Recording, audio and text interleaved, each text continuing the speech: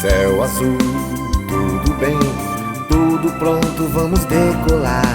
Rádio Cavoque chegando pra conectar você. 24 horas do teu lado, milhões de megabytes de pura emoção. um show de cultura, lazer e informação. Cavoque, Cavoque, a rádio web nas mãos de quem sabe fazer. Cavoque! Olá pessoal, um abraço para você que está conosco a partir de agora na hora do Rush. Você deve estar dizendo, tá faltando alguém aí, tá faltando o titular do programa, que é o Renato Pitanga. O Renato Pitanga pediu uma folga para ele cuidar da saúde dele. Ô Renatão, vê se volta logo, tá? A gente tá te aguardando aqui no teu lugar, que é esse aqui, pra gente dividir a hora do Rush hoje. Ao vivo a gente tem aqui ao meu lado Milton Cordeiro Júnior. Tudo bem, Milton Júnior? Tudo bem, Patrick? Boa tarde, bom dia e boa noite, porque nós estamos na TV Web, né? Na Rádio Web, então qualquer hora as pessoas podem assistir. Exatamente. Hoje também temos a grata alegria de receber o nosso diretor também, que é Luiz Mário Peixoto. Bom dia, doutor Luiz Mário, seja bem-vindo. Bom dia, boa tarde ou boa noite. Bom dia, boa tarde, boa noite a nossos telespectadores, nossos ouvintes. Com a maior satisfação, prazer receber meu amigo Menezes aqui dentro com sua filha Débora.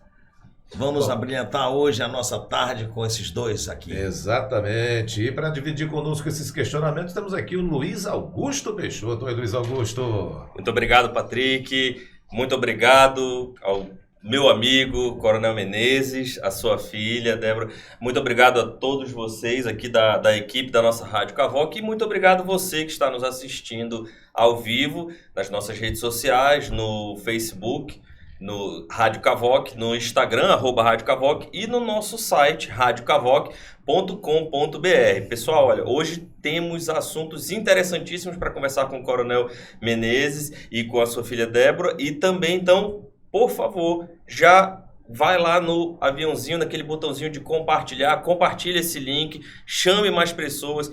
Entre em contato conosco através do nosso site, vocês vão poder fazer perguntas, vão poder interagir com o Coronel, com todos nós aqui da mesa, e vai ser muito legal. Muito obrigado a sua presença. E a gente começa a apresentar agora os nossos dois convidados. Sempre a gente começa com as mulheres, evidentemente. Ela é uma jovem mulher profissional e já trabalhando para a população, já olhando a política lá de trás. Não é daquelas aventureiras que surgem por aí e que a população vai e deposita confiança e depois as pessoas não fazem nada, absolutamente nada. Por isso, seja bem-vinda a senhora Débora Menezes, que é doutoranda em Ciências Empresariais e Sociais pela Universidade UCES de Buenos Aires, na Argentina. Ela é também especialista em Direito do Trabalho, em Processo de Trabalho, Processo Previdenciário, também especialista em Política e mais. Ela tem a especialidade em Estratégia com MBA pela PUC de Minas Gerais. Essa nossa jovem convidada, empresária também, atuou na iniciativa privada como advogada, ocupou a vice-presidência da Comissão de Defesa e Desenvolvimento Econômico, Estratégico e Sustentável na Amazônia pela OAB Amazonas. Foi presidente do Partido Patriota Mulher e atualmente preside a Comissão de Direito Empresarial da OAB Amazonas, Ordem dos Advogados do Brasil, Seção Amazonas.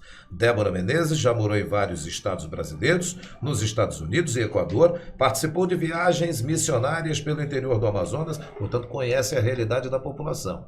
Conhece o problema do povo lá.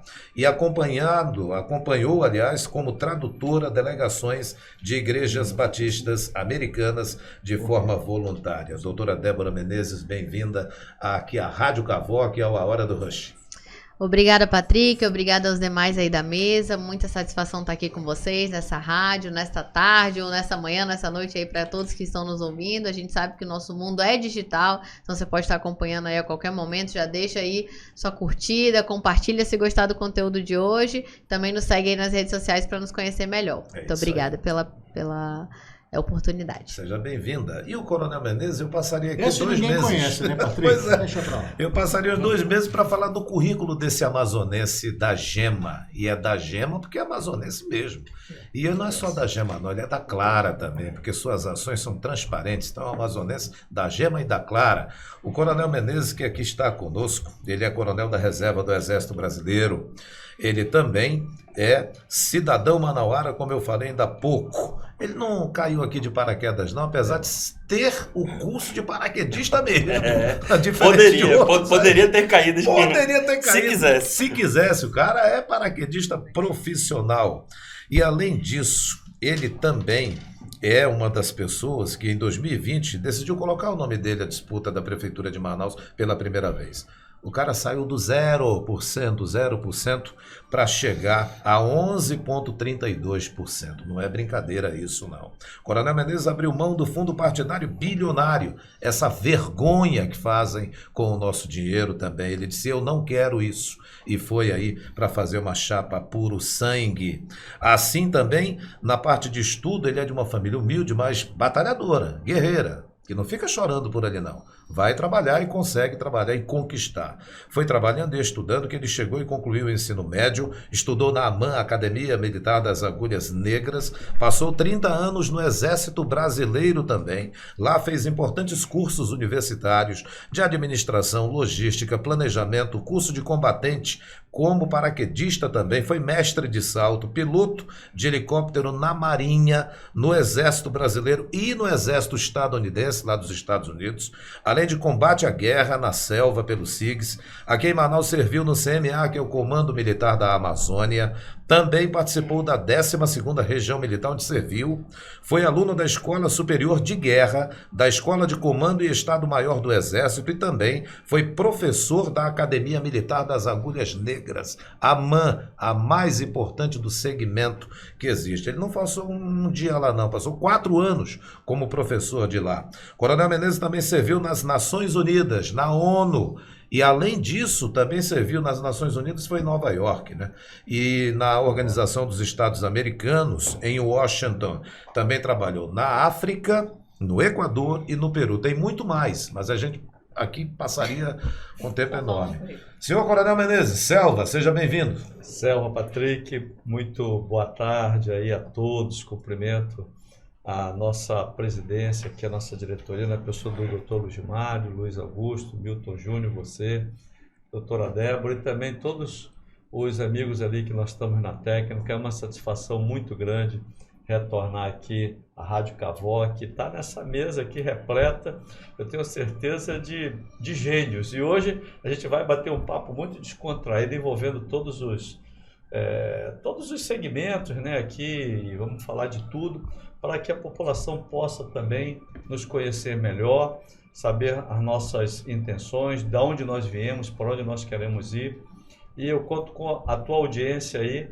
E muito obrigado mais uma vez pelo convite que vocês nos fizeram. Mesa, perguntas? Bom, tenho só uma coisa para falar. Vamos lá. Uma coisa não, algumas. Coronel, como é que tá as suas viagens no interior do Amazonas? O senhor tem ido nos municípios? Como é que isso está sendo recebido lá? Miltinho, agora na semana passada nós estivemos praticamente aí em 15 municípios.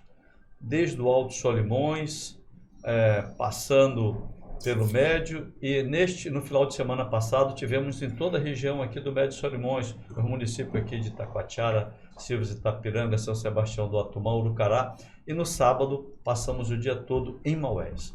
E graças a Deus a recepção tem sido acima da média, acima daquilo que nós esperávamos.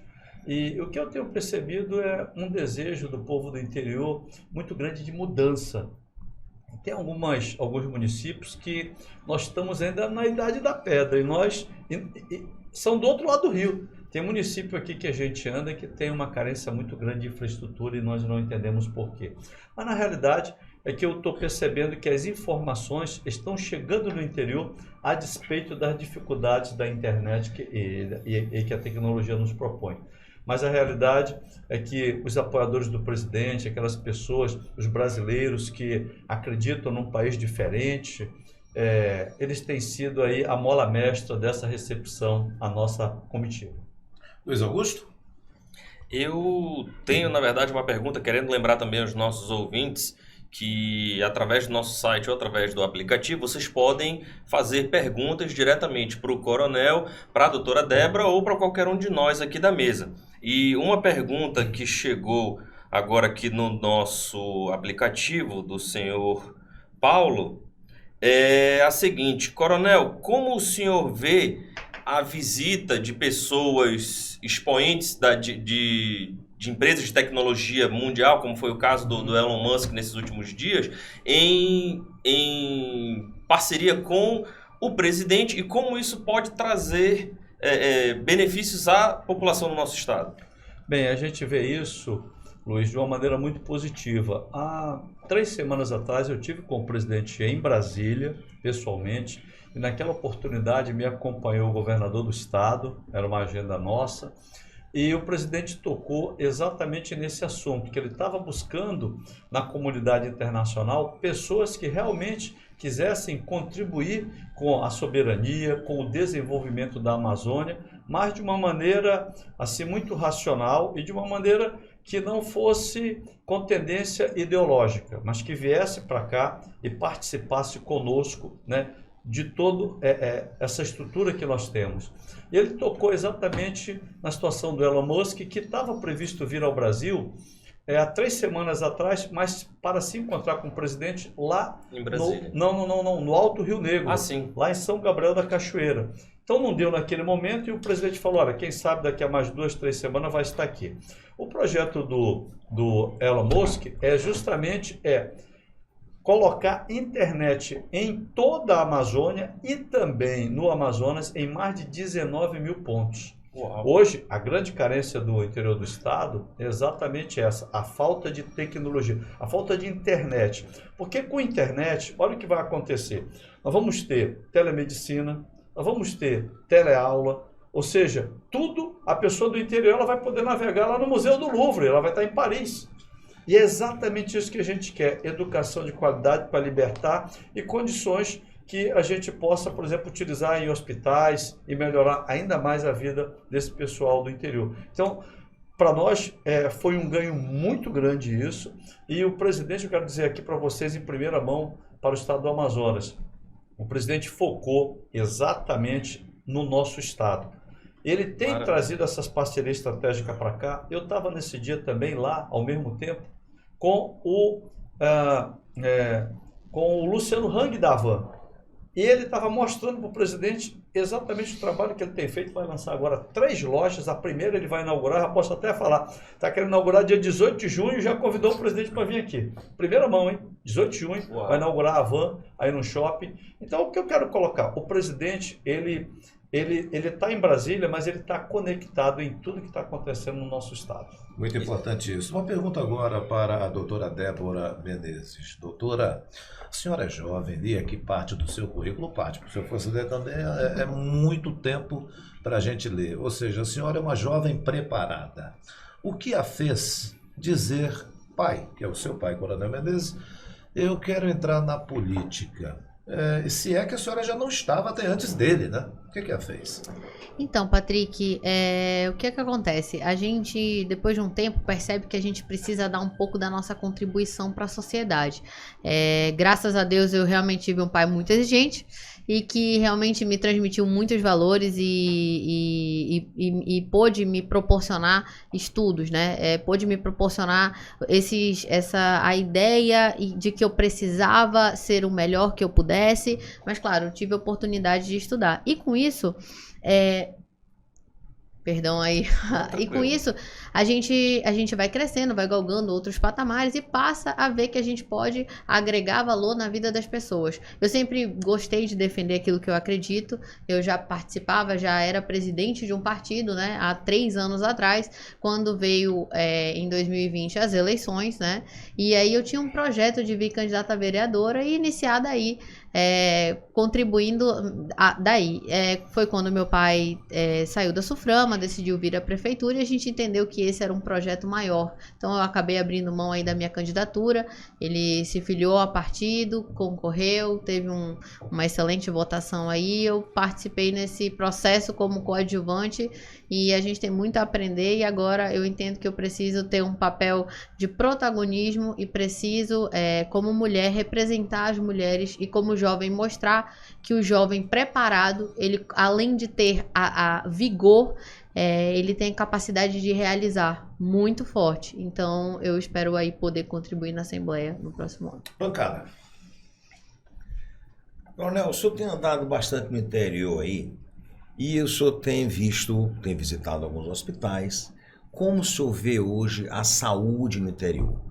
Há alguns anos atrás foi colocado um sistema de telemedicina e cardiologia onde se atendia o paciente cardiopata, não só cardiopata, e se conseguiu deshospitalizar muitos pacientes. Aqueles pacientes que eram diagnosticados no interior como se fosse cardiopata, através da telemedicina, eles eram feito um diagnóstico real, o paciente não tinha cardiopatia, então deshospitalizava o hospital e diminuía muito o valor pecuniário de trazer um paciente do interior para cá, sempre por ser um paciente, entre aspas, cardiopata, teria que vir com um acompanhante, e isso encarecia muito. Como o senhor vê hoje a saúde, o que o senhor acha da implantação da telemedicina de volta no interior? Bem, doutor Luiz Mário, a Covid, ela nos deu uma grande lição. Ela mostrou que nós não tínhamos nenhuma estrutura de média e alta complexidade no interior do estado. A prova disso é que o nosso estado tem mais de 350 anos e nós não temos nem sequer, não tínhamos até 15 de março de 2020, nenhuma UTI no interior do estado. Então, essa era a fotografia. E eu falei exatamente isso quando era superintendente da SUFRAMA, nesse dia 15 de março de 2020, que foi emblemático para nós, foi quando oficialmente a Covid entrou. E aí a população começou a perceber que essa doença matava o rico e o pobre, matava os dois. E nós fomos conhecer deficiências. E essa deficiência que tinha lá, eu estou falando em todos os campos, refletiu e teve consequência aqui na capital, porque todo mundo teve que vir para a capital de uma hora para outra, e nós não tínhamos a demanda suficiente, né, para poder suportar isso, e as consequências todas nós vivemos. Mas essa ordem de alerta, o que aconteceu? Por que eu estou falando isso? Porque o governo federal não deixou os prefeitos, né, e tampouco o Estado, não só o nosso como os outros, mas o nosso, de mão desabanando. Muitos investimentos vieram para o estado do Amazonas, de uma maneira geral, com a Covid, para as prefeituras do interior do estado, estamos falando do interior do estado. E agora, por exemplo, há 2 meses atrás, se eu não me engano, ou 3, foi inaugurada a primeira UTI lá no município de Parintins. Então, ou seja, já deu para perceber, a população está cobrando dos prefeitos exatamente uma estrutura, claro, dentro de cada município, de média e alta complexidade. E nesse caso que o senhor falou, eu vejo que esse é o futuro. A telemedicina pode contribuir muito. O grande óbice que nós temos é exatamente a parte da tecnologia da informação. Mas nós temos que voltar, porque se nós temos telemedicina, o profissional daqui pode sim realizar alguns procedimentos que se economiza tempo, principalmente para o interiorano, né, o nosso ribeirinho que está lá, e já pode, caso ele necessite fazer uma evacuação, ele vem para cá já tranquilamente. O médico daquele sabe realmente o que vai fazer com aquele paciente. Então, economiza recurso, dá agilidade e melhora a qualidade do atendimento na ponta da linha. Pois é, e a gente olhando essa situação, Coronel, tem um assunto que eu já recebi aqui uma porção de memes, inclusive. Esse assunto tem a ver com Marcelo Ramos. Nosso amigo, Patrick.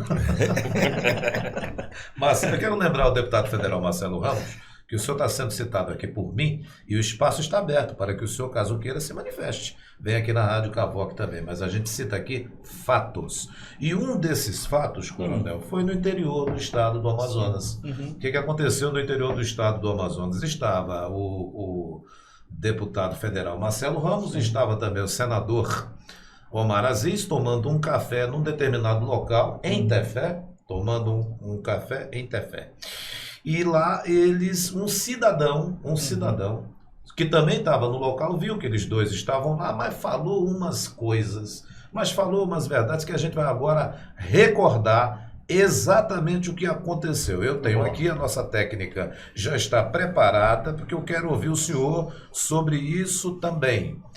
Então vamos lá, pode colocar aí que a gente vai colocar agora o que aconteceu naquele momento. Deputado federal, Thalio Marcelo Ramos, o senhor, fundão partidário de quase 6 bilhões de reais, é uma vergonha para o estado do Amazonas ter um representante igual o senhor não nos representa, Marcelo Ramos, e nem senador Maravilha. O senhor não representa.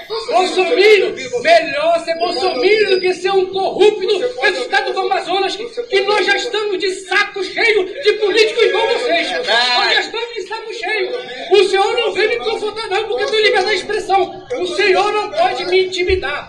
Eu sou um cidadão comum e tenho minha liberdade de expressão de falar. O senhor não vem me intimidar. Isso é não intimidade, né? Porque o senhor não interessa o meu nome, o senhor. Não interessa o nome do senhor. Senador Marazista, meu senhor, não tem moral para denegrir imagem de nenhum amazonense.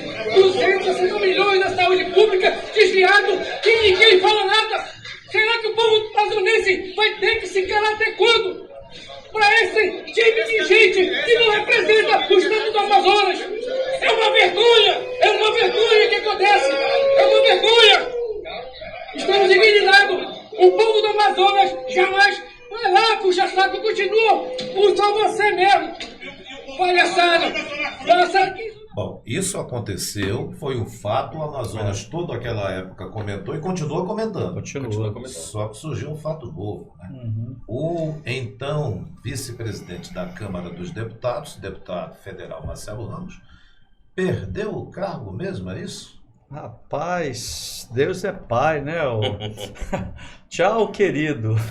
Na realidade, meu amigo Patrick, o que acontece? Esse sujeito aí, ele, lamentavelmente, tem uma personalidade de enganar as pessoas, se obter vantagens, e ele está pagando aí, a hora está vindo, né?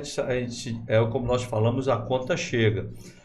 Essa maneira que eles estão sendo recebidos, tanto ele como o senador Omar Aziz, é o reflexo do trabalho que eles estão executando, né? Ou seja, ou não.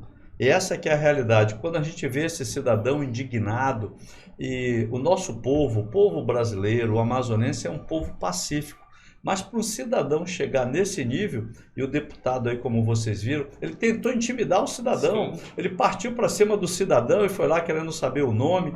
É lamentável que essas atitudes ocorram. Por outro lado, esse sujeito aí, um belo dia, ele dando uma entrevista, ele perguntou assim, olha, quem é esse? Perguntaram da minha pessoa, né? Ele falou, mas quem é Coronel Menezes no estado? Então eu já quero me apresentar aí para você, viu, o Marcelo? Aqui é o Coronel Menezes. Eu falei numa entrevista uns 15 dias atrás, né? Eu estava dando uma entrevista numa rádio, e eu falei que iria ligar para o presidente do nosso partido, que é o Valdemar da Costa Neto, para tomar uma providência com relação a essa situação dele, que estava como vice-presidente da Câmara, mas a função não era dele, era do Partido Liberal. E o que aconteceu? Esse deputado, na janela partidária, saiu do PL para um outro partido, que é o partido lá do homem da maus caminhos, do homem que nos envergonha. Sou o único senador da República que tem o passaporte preso. Eu queria até convidar o senador Omar Aziz para te dar uma passeada aí, quem sabe lá no Caribe, que ele visitasse Israel para pedir os perdão dos pecados dele aí, né? Fosse conosco lá no Muro das Lamentações, mas ele não pode, Patrick, porque está com passaporte retido, o único senador da República, e é o camarada que nos representa. E nesse contexto, o que aconteceu? 2 dias depois, o deputado entrou com uma liminar no STF, e agora, hoje, pelo que nós estamos vendo, né, o presidente da Câmara dos Deputados, o deputado Arthur Lira, está exatamente colocando as cartas no devido lugar. Ou seja, está realmente, parece que é uma informação agora de última hora, O Marcelo Ramos saiu da vice-presidência da Câmara, na realidade não ajuda em nada o estado do Amazonas, né? E eu vejo que a conta chegou. Bancada. E é importante salientar também que, à época, tentaram acusar, inclusive, o senhor e o presidente de pagar essas pessoas, mas se a gente, recordando o vídeo, nós podemos perceber que ali era um cidadão comum mostrando a sua indignação, como o senhor colocou, e todas as pessoas presentes aplaudindo e também fazendo o coro, porque, ao nosso entender, basta que uma pessoa levante a sua voz e diga basta, todas as pessoas vão atrás e percebem realmente aquela sensação, aquele sentimento de frustração, como você falou, né? de insatisfação. E tem mais outro ponto, Luiz. No final de semana seguinte a esse fato, Patrick, lá em Fonte Boa eu recebi essa informação, né? Eles foram recepcionados com uma placa dizendo, né, que não eram muito bem-vindos, tanto o Omar quanto o Marcelo Ramos. Hoje, esses políticos, né, tentam se fazer presente nesses municípios que eles não foram. Por exemplo, eu vou ser bem direto. O senador Omar Aziz, eu visitei 18 municípios no Alto Rio Negro e Alto Solimões.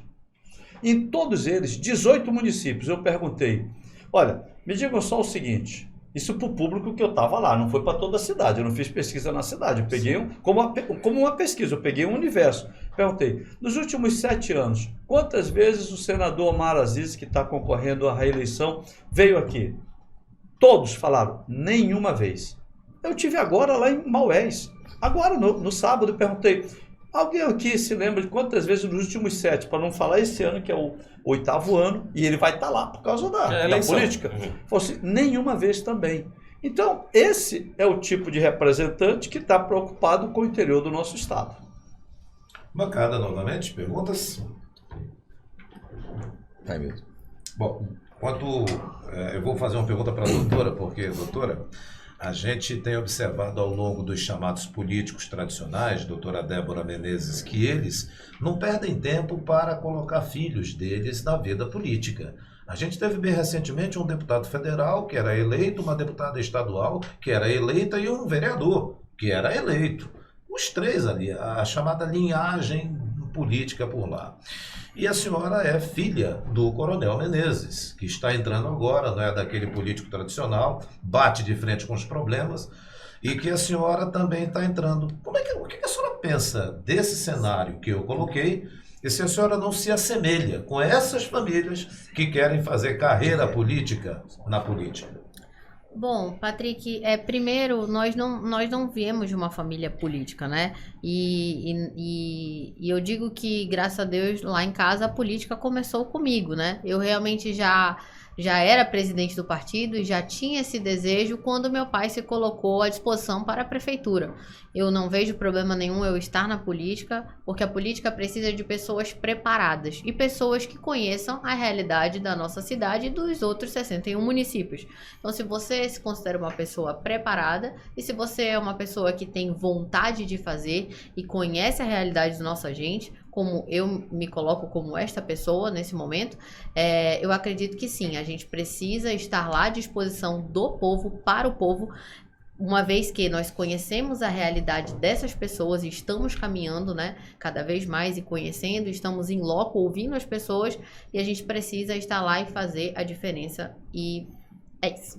E também desculpa, Patrick, te interromper, também eu acredito, doutora, que com o Menezes bem colocou, né, o seu pai bem colocou, com esse advento, vamos dizer assim, pós-pandemia, né, durante a pandemia e pós-pandemia, das pessoas estarem muito mais conectadas na internet, de termos, assim, uma disseminação, vamos dizer assim, porque antigamente a internet era uma coisa um pouco mais, eu não quero falar elitista, mas infelizmente a situação do nosso país era reservada apenas àquelas pessoas que tinham um poder aquisitivo e uma classe socioeconômica um pouco mais alta.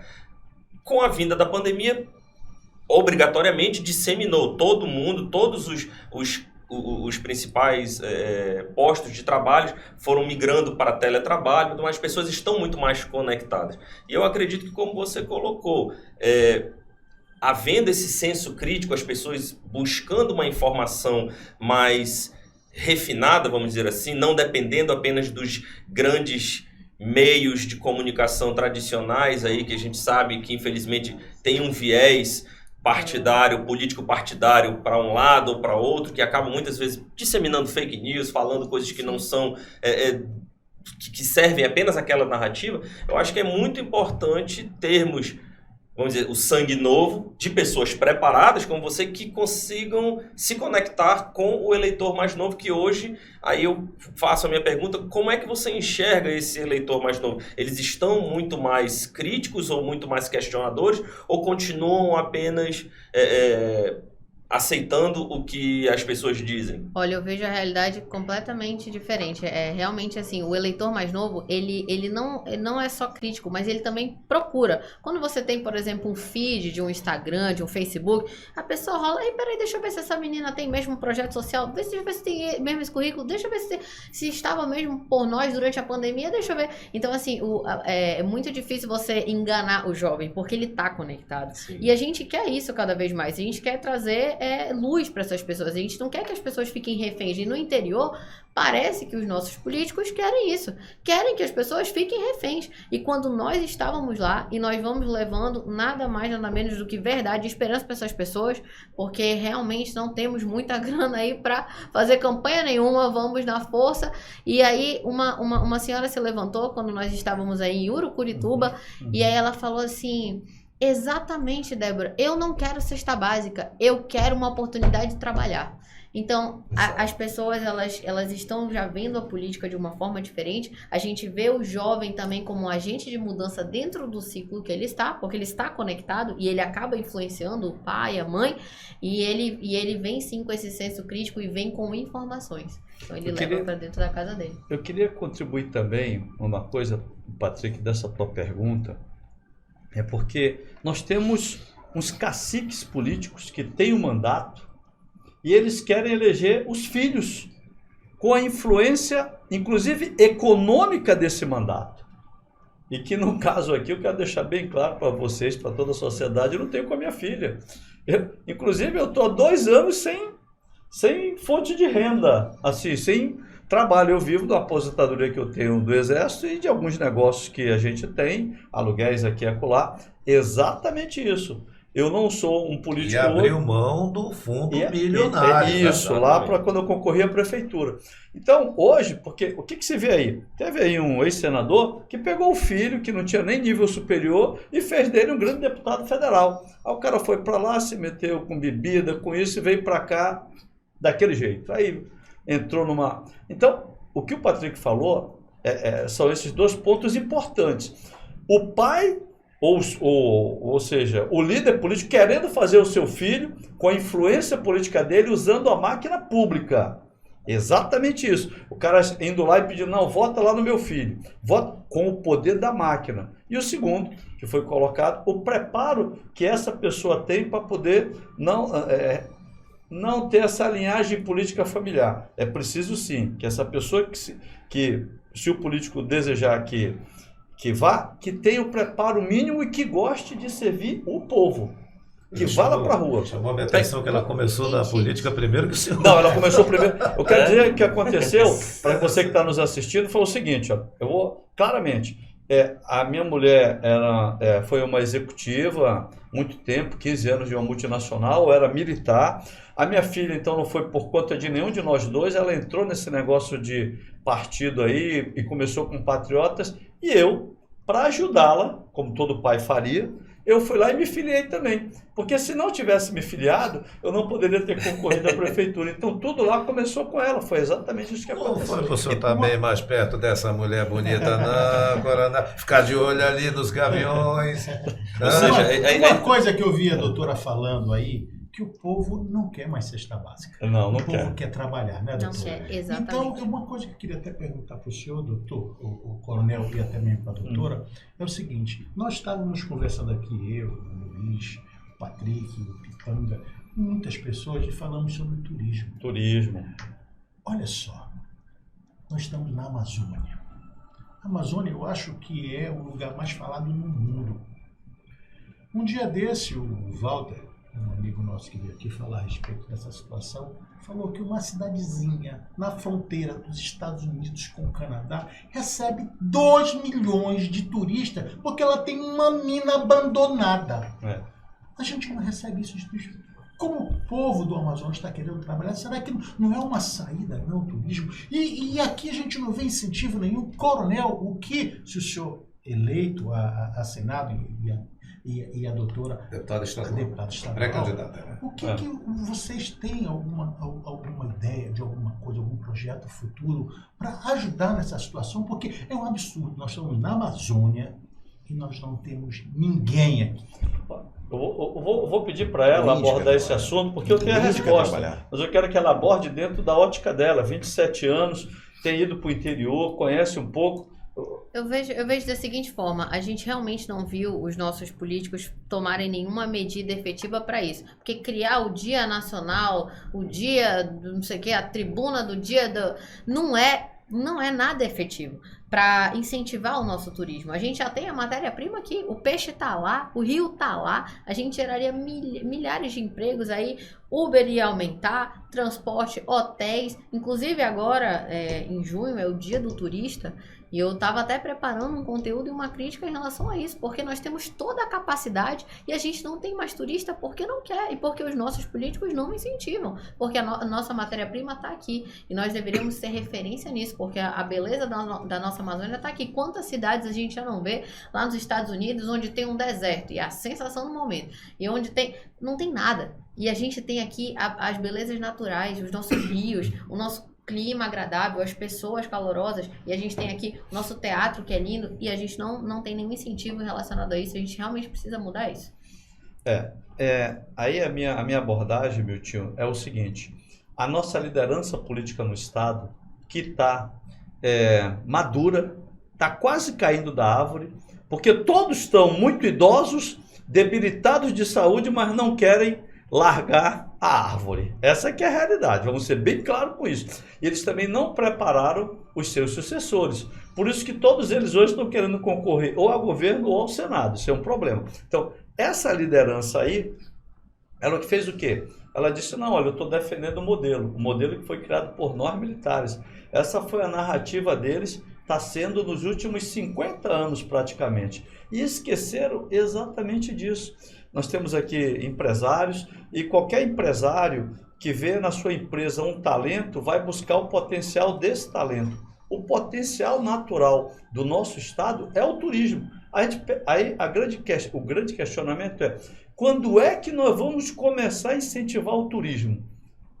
Será que vai ser preciso a Zona Franca acabar em 2073 para que a gente incentive uma coisa que é potencial nossa? Segunda pergunta. E a nossa bioeconomia, que nós temos os produtos da floresta, por que nós não temos aqui uma Avon, uma Shiseido, né? Que nós temos a matéria-prima aí? Sim. E por que ela não está aqui? Eu acho que esse é o questionamento que nós temos que fazer. Então, o turismo, sim, é a nossa vocação natural. Hoje, o estado do Amazonas recebe, antes da pandemia, né? Porque a pandemia agora, 700 mil pessoas ano. Ou seja, não é nada. E como você falou, uma cidadezinha lá recebe quase 2 milhões. Recebe quase, não recebe 2 milhões. Então, a nossa vocação...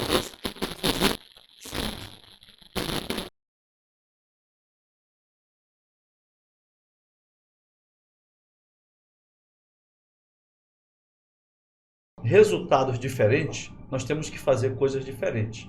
E aí, por isso que eu tenho falado isso durante as minhas entrevistas. Pessoal, olha, desculpa, não é com essas velhas cabeças que nós vamos ter ideias inovadoras.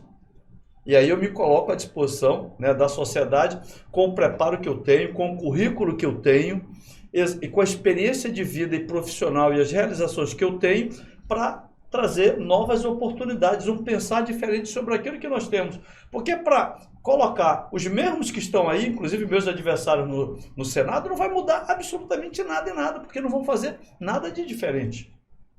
Então, essa é a minha contestação. E você perguntou, Menezes, o que tu vai fazer? Eu vou dizer para você o seguinte, minha área, né, de atuação sempre foi planejamento e estratégia.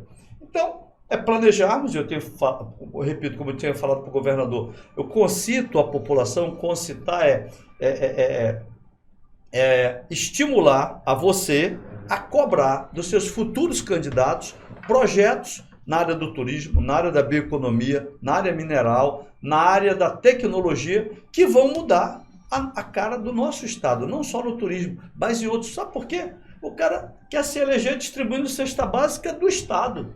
Não, meu irmão, eu quero saber o seguinte, o que tu vai fazer? Exatamente, eu quero transferir, Milton, essa pergunta que tu me fez para a população questionar esse candidato que de repente apareceu aí na sua casa, no seu bairro ou no seu município 4 anos atrás e está voltando agora.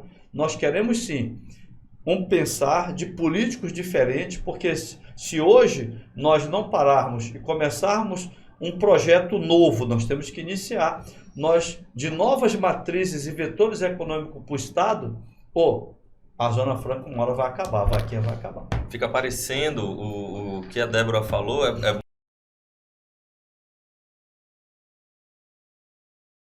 mas já estou careca de saber, né, que acompanhando vários ciclos políticos, inclusive tenho colegas que participaram de ciclos políticos, fica exatamente o que você falou, fica parecendo que o único papel dos deputados é criar o dia de não sei o que lá, você vê projeto de lei que o cara fez, o projeto de lei para instituir o dia do fulano e tal, o dia da profissão, mas isso não... Qual é o benefício real que isso traz? Estão fazendo também a oferta de título de cidadão e tudo mais. A gente foi visitando o interior, a gente viu interiores que, enfim, a saúde é lamentável, mas mulheres não tinham, nem ginecologista, não tinham nada, nenhuma condição. Aí você fica revoltado, porque a gente está aqui em Manaus fazendo a tribuna rosa, a tribuna azul, amarela, verde, e isso não é uma política pública efetiva, não vai ajudar a mulher em nada. Nós poderíamos estar criando, como tem no Maranhão, a Casa da Mulher Amazonense, um local onde atendesse mulheres, fizesse exames, né, voltados para mulher, colo do útero, que fosse atendimento, colocar lá um Detran, tudo voltado para mulher. São projetos que já existem, que são factíveis, que cabem no nosso orçamento, que a gente pode trazer essas ideias e aplicar para nossas mulheres, uma política pública efetiva. Não ficar fazendo tribuna colorida aí, dizendo que está fazendo alguma coisa. Isso não é projeto de lei, isso não vai ajudar a nossa população. Exatamente. E a questão da biotecnologia que o Coronel falou, nós estávamos conversando com o Walter Martins e o senhor tocou num ponto que já foi, inclusive, pauta de outras conversas aqui na nossa Hora do Rush, aonde a maioria da velha guarda, vamos dizer assim, da velha classe política, defende um modelo econômico que já está provadamente obsoleto e é um modelo econômico que ele beira a política do colonialismo extrativista, porque nada contra, são muito importantes, geram empregos, mas elas não geram empregos de forma perene. Haja visto o que aconteceu durante a pandemia. Foi preciso vir uma pandemia para que nós víssemos que você ter grandes plantas fabris que empregam aquela mão de obra, vamos dizer assim, não tão qualificada, né? Aquela mão de obra de chão de fábrica para ficar montando um equipamento, uma linha de montagem. Tá, mas isso está trazendo um benefício que seja perene e que tenha um futuro para a população, quando nós estamos vendo que o futuro está indo para tecnologia, para biotecnologia, para biomedicina, para empresas. Cadê as empresas farmacêuticas? Cadê as empresas de produção de extratos para perfumaria, para produção de remédios? Não tem. E nossos próprios políticos também pensando na nossa BR para que pudesse ser escoado isso mais rápido. Exatamente. E aí, durante a pandemia, eu sou mantenedora de um projeto social, já fazia alguns anos. Durante a pandemia, a gente teve que fazer aí, uma força-tarefa junto com a Força Aérea para poder trazer de Belém. Isso demorou 2 dias. Quantas vidas a gente não perdeu durante esse tempo? Trabalhou também nos oxigênios, né? Eu lembrei na crise do oxigênio. Trabalhei pesado aí. Sim. Na linha de frente, realmente ajudando. A gente conseguiu fazer uma parceria de uma forma que a gente pegava cilindros de oxigênio e se comprometia a devolvê-los cheios, não interessa como. Então, com a ajuda de empresários, a gente enchia, levava, a gente queria era salvar o máximo de pessoas possível. Olha, quanta diferença aí de uma pré-candidata a deputada estadual, doutora Débora Menezes, para determinados filhos de políticos com mandato que nós já tivemos. Alguns mostraram a bunda, inclusive por aí. Olha a diferença, né? Puxa vida, que situação.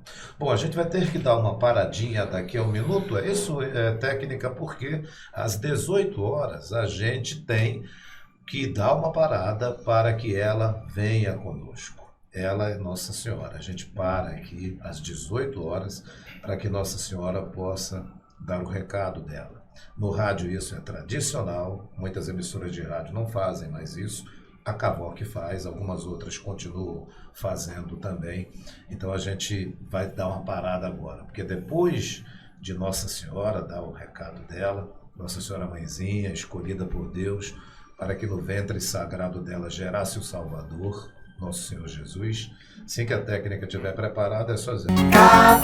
Cavoc, a rádio web nas mãos de quem sabe fazer. Deixa a participação de Nossa Senhora Mãezinha querida, Nossa Senhora Mãe de Deus.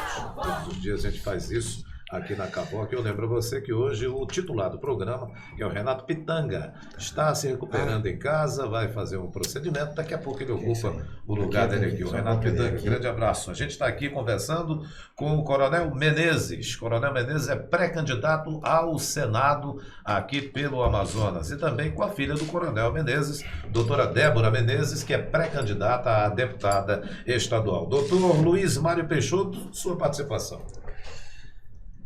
Coronel, quando o senhor não era candidato, nem era ainda pretenso candidato ao Senado, o senhor tinha uma rede social, tinha uma sociabilidade, o pessoal chegava, queria bater fotografia com o senhor, sabe? Do momento em que o presidente Bolsonaro expressou a vontade que o senhor chegasse a ser, pelo menos, candidato ao Senado, o senhor começou a pegar pedrada, pessoal. O senhor teve algum problema, algum contágio, alguma doença contagiosa, em que o pessoal não pode chegar perto, aí começa a bater, brigar? O que aconteceu? Como o senhor vê isso? Essa doença, doutor Luiz Gilmar, é o bolsonários. É os bolsomínios. Se você assumir a condição de bolsomínio, acabou. Você é impregnado com essa doença de receber pancada e o teu couro tem que ficar igual o couro de pirarucu, tem que ficar um couro duro. Mas o senhor me colocou uma coisa importante, eu quero aproveitar aqui a mesa, né, para falar o seguinte. Essa pré-candidatura ao Senado hoje, que será a candidatura depois das convenções, ela não foi escolhida por mim. Eu quero deixar claro para você que está nos assistindo. Ao término das eleições da prefeitura, eu fui mostrar os resultados da eleição para o presidente, né? Ele já sabia, e ele olhou para mim, Luiz Mário, e falou o seguinte: você será o meu pré-candidato, o meu candidato ao Senado em 22 no estado do Amazonas. Eu não fui pedir cargo, não fui falar nada com ele, nós fomos conversar, ele olhou assim e falou: com essa votação aqui, o estado do Amazonas quer mudança. O estado do Amazonas não quer mais senador dar maus caminhos aí. E nem outros que estão aí andando com o pé e com saúde extremamente debilitada, não quer isso. Então, foi a visão do presidente. Então, ele falou: você será o meu candidato ao Senado. Ponto. Isso é importante. E aí, eu quero aproveitar e passar a mensagem para você que está nos assistindo. Tem aí alguns adversários nossos, né? Tem um ex-prefeito que deixou o Temeia. Nós estamos com o Temeia, Patrick, aqui na cidade de Manaus, 16 milhões de reais investido lá no Temeia. Eu passei lá semana passada, né, quando fui para o município aqui perto, totalmente abandonado. Não foi aproveitado nem pela prefeitura atual e nem pela prefeitura que saiu. E está lá abandonado. Então, olha o que acontece. Isso é lamentável, né? É lamentável. Mas o que eu queria colocar, né, nesse sentido é que nós temos, primeiro, que não foi uma escolha nossa. E aí, temos aí os nossos adversários que ficam lançando fake news. Então, eu quero colocar para você, recebi essa semana aí vários portais que são pagos por esses adversários, dizendo o seguinte, Coronel Menezes vai sair, vai desistir da candidatura do Senado. Aliás, teve um blog hoje que colocou que o senhor já tinha desistido. Já tinha desistido. E engraçado é que esse pessoal, Patrick, eles criam a matéria, mas não falam comigo, não falam com o presidente do partido aqui, né, que é o Alfredo Nascimento, os caras criam, ou seja, eles jogam as fake news no ar para criar exatamente dúvida em você que está aí. Então eu quero dizer uma coisa, quero dar uma boa notícia aos meus adversários, né, ao meu amigo Marcelo Ramos, ao meu amigo senador Maazizi, ao ex-prefeito de Manaus, Arthur Vigílio. Eu serei candidato ao Senado, a minha candidatura está viabilizada, entendeu? E, com certeza, se for a vontade de Deus e do povo, estaremos representando o nosso Estado lá em 2023. Então, nós não sairemos de maneira... Se é um camarada que não vai desistir da candidatura ao Senado, sou eu, Coronel Menezes. O resto é tudo fake news, ilações de adversários, de pessoas que não têm nenhum compromisso público, porque essa é a forma deles jogarem. Colocando mentiras, buscando sempre desqualificar os seus oponentes. Então, dessa política nós não queremos fazer parte. Eu lembro a todas as pessoas citadas aqui, políticos, que o espaço está aberto na Rádio Cavoque para que venham colocar o seu ponto de vista também. Milton Cordeiro Júnior. Coronel, deixa eu fazer uma pergunta para o senhor. O nosso futebol nos anos 70 foi muito bom. Vinha times de fora aqui, e era uma dificuldade para ganhar do nosso Rio Negro, do nosso nacional. Hoje a gente vê que certos estados já têm um futebol bom. E o nosso está começando de novo a aparecer no cenário, na terceira divisão. É verdade. Né? Está começando a querer subir para alguma coisa de segunda divisão, tendo naquela parte de já para subir, já está naquela parte. Né? Então eu gostaria de saber se tem algum jeito das empresas daqui a patrocinarem, a fazer algum tipo de coisa. O que o senhor acha dessa situação? Tem como ajudar? Porque do jeito que está, com pouco dinheiro, com pouco incentivo, está difícil realmente. Na realidade eu vejo lá, eu tenho um certo grau de amizade, Milton, com o pessoal da presidência do Manaus. Temos aí amigos nossos empresários, posso até citar alguns, tem lá o Chicão da Granja, São Pedro, que é um grande patrocinador, incentivador do esporte lá na parte do Manaus. Vejo sim que deveria haver um envolvimento maior por parte da sociedade como um todo, para que o futebol voltasse a ter o protagonismo que teve há 30 anos atrás. Eu me lembro, o meu pai, a minha família, nós éramos sócios do Rio Negro. E aí, né, eu tenho que falar aqui, não foi programado, eu me lembro da luta do Dr. Ézio Ferreira, que foi político, né, pelo Rio Negro e tal, incentivando o esporte mesmo depois de político. E eu vejo que nós temos uma participação zero das empresas do Distrito Industrial, que são multinacionais, que poderiam estar estampadas na camisa do nosso nacional. Mas para isso, alguém tem que liderar esse processo. Aí é que nós estamos buscando quem é essa pessoa que vai liderar. Pode ser uma grande figura, o governo do estado tem que incentivar, pode subsidiar, eu também não tenho dúvida nenhuma disso. Pode conceder algum incentivo, a prefeitura também. Por que não a prefeitura? Pode. Então, eu acho que o momento é favorável para isso.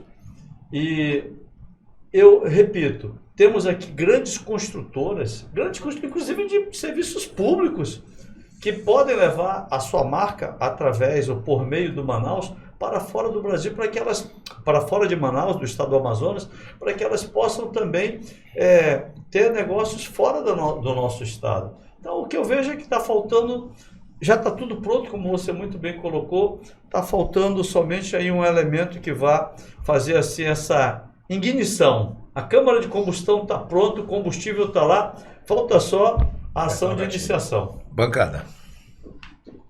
Essa questão do esporte é muito importante. Inclusive, nós tivemos, semana passada, eu tive a honra e o privilégio de substituir temporariamente meu amigo Patrick Mota no programa dele, no Entrevista da Semana, onde nós tivemos um convidado que está fazendo, agora no começo... Atletas de Cristo, Isso, né? ele tem um projeto chamado Atletas de Cristo, estarão fazendo... Aliás, Atletas com Atletas Cristo. com Cristo. A produção está me lembrando agora. Obrigado, Miguel. Isso. Valeu, Miquel. É Atletas com Cristo, e eles estão fazendo uma peneira aberta a todos os atletas jovens, até 18 anos, aonde esses atletas estarão mostrando o seu futebol, mostrando a sua habilidade para um treinador português, para conseguirem a oportunidade de viajar para Portugal com visto de trabalho.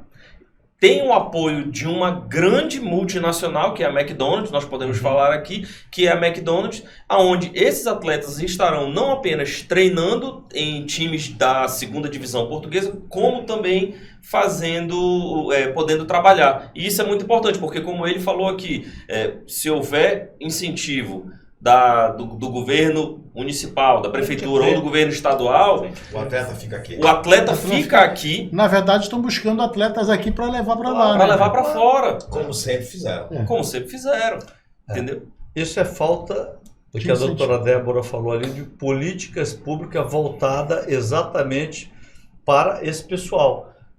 Nós nos sentimos assim, eu fui atleta do Exército, tá aqui a doutora, ela me copiou, foi triatleta, porque é importante você praticar o esporte quando jovem, porque o esporte te dá disciplina, né? Te resgata valores. Então eu vejo assim, por exemplo, quando eu, aqui no Adrianópolis, eu vejo alguns atletas vestidos com kimono, pedindo algum apoio para que possam representar o Estado. Então, eu vejo assim, precisamos de políticas públicas, tanto municipal quanto estadual, para valorizar esse homem. Na parte da luta aqui no estado, nós temos grandes nomes aí. Grandes nomes. Que saíram, inclusive, lá do mesmo bairro onde eu fui criado, que é o Alvorada. Mas, Coronel, esse negócio do incentivo, isso é muitos anos atrás. Eu fui atleta de voleibol também, e meu pai me ajudou a pagar a passagem para a gente viajar para representar o Amazonas. Né? É muito triste. E nós ganhamos 3º lugar no Brasil. Esse era o famoso patrocínio. O patrocínio. E nosso técnico era o Mark Clark, não sei se você conhece. Pois é, nós fomos 3º lugar no Brasil de primeira divisão. Perdemos só para o time de Minas, que estava era juvenil, o Xandó, um dos maiores atacantes do Brasil. Foi quando a gente viu pela primeira vez uma pessoa atacando da linha dos 3. Ele já tinha 1,98 m, com 18 anos, né? Então foi a primeira vez que a gente viu essa situação, naquela época, nos anos 70. Né? Então, esse problema já tínhamos há muito tempo atrás. Ou seja, nós temos talento, está faltando incentivo para isso. Agora, pegando o teu gancho, Coronel, eu direciono uma pergunta novamente à nossa amiga doutora Débora Menezes. Pegando esse gancho do que foi falado, né, pelo seu pai, que falta essa questão das políticas públicas. Você, enquanto hoje pré-candidata, mas futuramente como candidata e, se possivelmente, eleita, qual seria algum projeto seu, seja voltado para o público feminino ou para o público em geral, nessa questão? Bom, primeiro eu acredito que a gente precisa dar uma olhada na legislação, porque, salvo engano, existe um percentual que os deputados têm para destinar emendas para todas as áreas. Existe um percentual mínimo para a saúde, mas não existe um percentual mínimo para o esporte. Então, por exemplo, um deputado, ele pode não destinar nada para o esporte. Eu acho que a gente pode começar mudando daí. Eu acho que o esporte, da mesma forma quando a gente trata de hospitais, né, que a prevenção ela é sempre melhor. E o esporte, quando o jovem ele está inserido num meio onde ele aprende os valores, ele aprende a disciplina, ele aprende hierarquia, ele aprende... E uma vez que você aprende a se tornar disciplinado e entende o valor daquilo, você é disciplinado para tudo que você faz, porque você foi treinado para aquilo. Então você desenvolve novas habilidades e você leva para tudo que você faz na vida. Então, geralmente os jovens que estudam, eles têm sucesso nas outras áreas, né? Eles são assíduos nos seus estudos, nos seus negócios, e a gente pretende sim incentivar isso, e eu acredito que começando a mudar por aí, porque aí toda a bancada seria obrigada a destinar alguma coisa para o esporte. Maravilha. Maravilha. E também sabendo que o esporte, como foi mencionado, o nosso futebol no Amazonas, é uma das melhores formas, como você falou, de prevenir para evitar que os jovens enveredem por outros caminhos, caminhos da criminalidade e carência social, enfim, é muito interessante. E existem em algumas cidades vilas olímpicas criadas que permitem o jovem estar ali, aliado a um ensino de tempo integral, onde ele encontra na Vila Olímpica não só a parte de esporte, mas também a parte de música, né, a parte outros segmentos ali que complementam e não deixam esse jovem na rua. Ele está ali naquela vila desenvolvendo outras atividades. Isso é um projeto muito bacana também que a gente tem escrito aí para poder propor para a sociedade. E isso é uma coisa interessante você falar, porque, por exemplo, eu não sabia que não havia uma cota mínima de emenda para que os deputados precisem fazer. Mas, Luiz Augusto, sabe o que me lembra também a tua preocupação? Quando a resposta da pré-candidata a deputada estadual, doutora Débora Menezes, quando ela disse, olha, primeiro eu quero ler a legislação. Sim. Eu quero entender o que está acontecendo, porque muitos dos nossos políticos atuais fazem leis Ctrl-C, Ctrl-V. Eu já vi na minha carreira de repórter, eu já vi leis que foram feitas com a cidade, o nome de outra cidade, que não era nem daqui do norte. O cara simplesmente fez Ctrl-V, Ctrl-C e aprovaram Não isso mudou daí. nem o nome da cidade. Sabe, não mudou nem Passa o nome por da 3 cidade. deputados, né, pra ser E olha, o que tem de comissão nas casas legislativas é comissão de educação, comissão de infraestrutura, Turismo. comissão de saúde, comissão de turismo. É muita comissão e todos eles fazem membros, são membros, alguns presidem essas comissões. Mas o que a gente vê nisso daí? Então eu queria colaborar com o teu ponto de vista em relação a isso. É importantíssimo. Doutora, na vida pública algumas mulheres sofrem abusos e de próprios políticos dentro da Câmara dos Vereadores, dentro da Assembleia, na Câmara dos Deputados, como já ocorreram, inclusive ontem no Fantástico, não sei se vocês viram, aquela deputada do PSOL pedindo já para fazer impeachment do deputado que chamou de preta, fez um projeto para proibir a mulher trans para usar banheiro. Como é que a senhora vê e qual a sua preocupação a respeito disso? Olha, partindo de princípios básicos, para mim, mulher sempre vai ser mulher e homem sempre vai ser homem. Então, começando pelo banheiro, a gente não pode mudar isso. E aí porque desde pequena eu não imagino levando, por exemplo, a minha filha para um banheiro onde pode ter um homem, que agora é mulher. Enfim, eu né, como cristã, vou sempre defender isso. Acho que a nossa mulher, ela precisa ser um pouco mais valorizada. Existem, sim, inúmeros casos de assédio, não só sexual, mas moral, dentro das instituições públicas, dentro das empresas, e a gente precisa também conversar sobre isso, porque às vezes a mulher ela precisa se submeter a certos tipos de coisas para poder galgar outros patamares, mesmo sendo preparada. Então a gente precisa proteger as nossas mulheres disso, e digo mais, a gente precisa proporcionar para nossa mulher uma outra linha. Aos 16 anos eu pedi para me emanciparem, graças a Deus toparam essa ideia. Então com 16 anos e um dia eu pedi para irem lá no cartório para me emancipar, para abrir a minha empresa. E como microempreendedor eu queria vender, né? Eu acho que vender é uma habilidade que todo mundo precisa ter. E eu fiz um estudo recente onde eu vi que as empresas presididas por mulheres, elas não tinham o mesmo incentivo de empresas presididas por homens, linhas de crédito, juros, o que é um absurdo. E o que nós percebemos durante a pandemia foi que as pessoas que tinham pequenos comércios paralelos, foi isso que permitiu elas viverem. Então nós temos muitas mulheres hoje que perderam seus provedores durante a pandemia. Nós precisamos tratar dessas mulheres, a gente precisa colocar essas mulheres no mercado de trabalho. Nós precisamos sim oportunizar para essas mulheres uma linha de crédito especial, algo diferenciado para mulheres e para jovens, que às vezes elas não têm nenhuma experiência para entrar numa empresa, mas têm habilidade para fazer alguma coisa. Essa semana mesmo eu conversei com uma pessoa de Borba que fazia laços.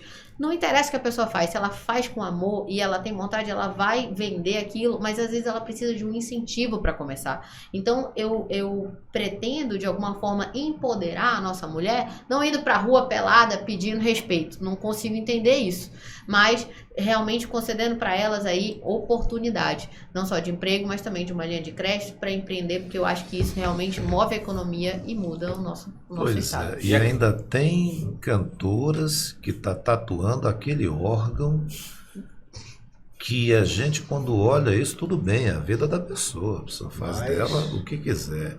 Mas, puxa, algumas pedindo respeito e outras agindo, sabe? Eu achei muito interessante quando a senhora disse ainda há pouco que seu pai foi rígido na educação, mas lhe dando oportunidade de educação. Foi rígido naquela educação familiar, dando oportunidade. Hoje a gente vê a senhora, uma jovem pré-candidata a deputada estadual, com posições firmes, dentro daquilo que a senhora defende de ser cristã também. Claro, eu acho que tem uma frase que eu sempre publico no meu Instagram, que valores são inegociáveis. Se nós abrirmos mão dos nossos valores, não tem. Então, assim, a gente precisa, quando chegar lá, e na nossa trajetória toda, a gente vê isso na nossa vida, defender os nossos princípios. O que é certo nunca vai deixar de ser certo, mesmo que ninguém esteja fazendo. Então, assim, as pessoas falam, mas e aí, o que você pensa sobre o aborto? Eu vou ser sempre contrário ao aborto. Não interessa, eu vou ser sempre a favor da vida. Então, assim, eu acho que a gente precisa ter pessoas com posicionamentos firmes. Quando a gente fala de empresas, acho que nós precisamos, sim, de ter políticos que passaram pela vida privada, quantos, novamente digo, filhos de políticos que não sabem o que é bater. Cavoc, a rádio web nas mãos de quem sabe fazer.